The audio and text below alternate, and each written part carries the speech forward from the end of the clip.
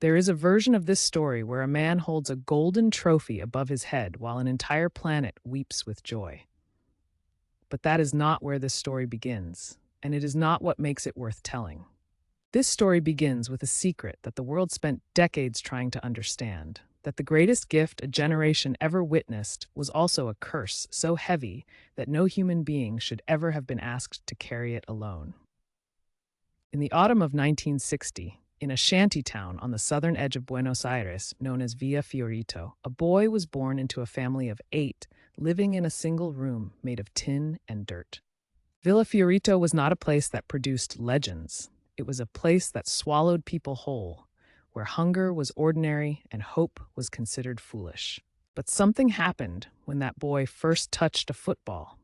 The ball did not behave the way it did with anyone else, and the people who saw it could not explain what they were looking at. By the age of 10, he was already performing at halftime shows for professional crowds, a child from the slums doing things grown men could not do, and every single night he went home to a floor with no mattress. When he was signed to a youth academy at the age of 10, the scouts wrote in their report that they had never seen anything like him in their lives. But the system he was entering had very little interest in protecting a boy like him. As a teenager, he was thrown into professional football before his body was ready, before his mind could process what was being asked of him, and the pressure that followed was unlike anything a young person should face. He was rejected from the national youth squad on the eve of a World Cup because a manager decided at the last moment that he was too young, a decision that the man who made it would spend the rest of his life regretting. If this story is reaching you and you have ever felt written off or overlooked, follow this channel, because football history is full of those who were told no, and their stories deserve to be told in full.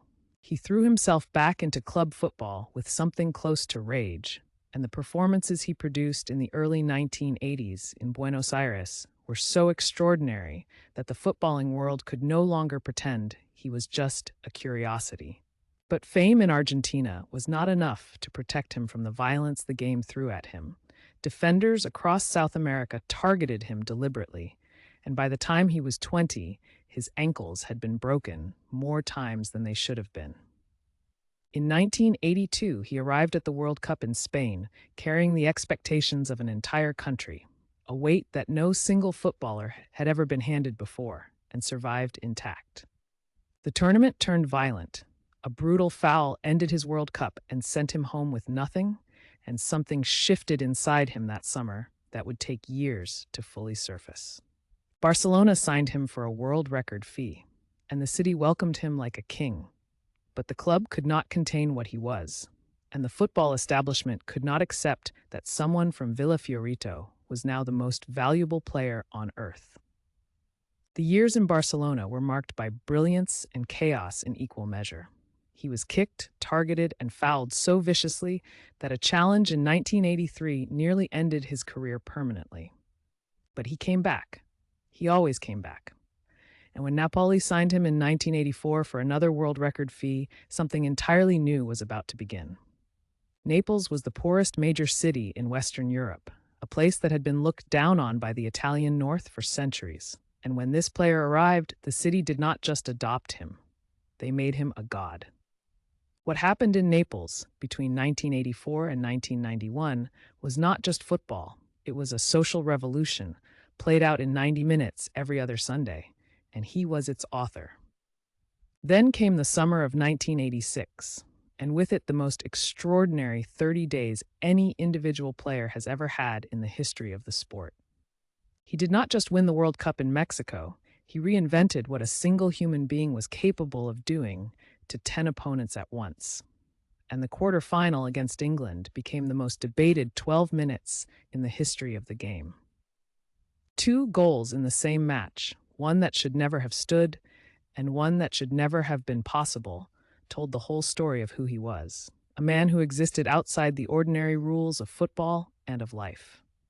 He lifted the trophy in Mexico City on the 29th of June, 1986, and an entire nation of 30 million people collapsed into tears at the same moment. Back in Naples, he led the club to its first ever league title in 1987, and then a second in 1990, two things that had been considered completely impossible before he arrived. But the darkness that had always lived beside the brilliance was growing louder. The addiction that had crept into his life in Barcelona had by now become something neither he nor the people around him could ignore. The 1990 World Cup in Italy broke something in him permanently. The tournament where he played on home soil, Napoli's home soil, ended with his country against the city that loved him, and no story could have been crueler. A failed drugs test, bans, suspensions, public falls, and quiet recoveries followed over the next decade. And yet the world could not look away, because even diminished, even broken, he was still the most magnetic presence football had ever produced. He managed national teams and lower division clubs, and became as chaotic an administrator as he had been a transcendent player, because the part of him that defied logic never learned to operate inside systems built for ordinary people. When he died on the 25th of November, 2020, the outpouring was unlike anything the sport had ever seen. Not just grief, but a collective recognition that something irreplaceable had left the world. He was not a perfect man. He never claimed to be. But in a world that produces very few genuinely extraordinary human beings, he was one. And the argument about where he stands in the history of the sport will never truly end. The boy from the dirt streets of Buenos Aires changed the sport forever. And if this story moved you the way these stories deserve to be told, follow this channel, because football history is full of lives this extraordinary, and every single one of them deserves to be heard.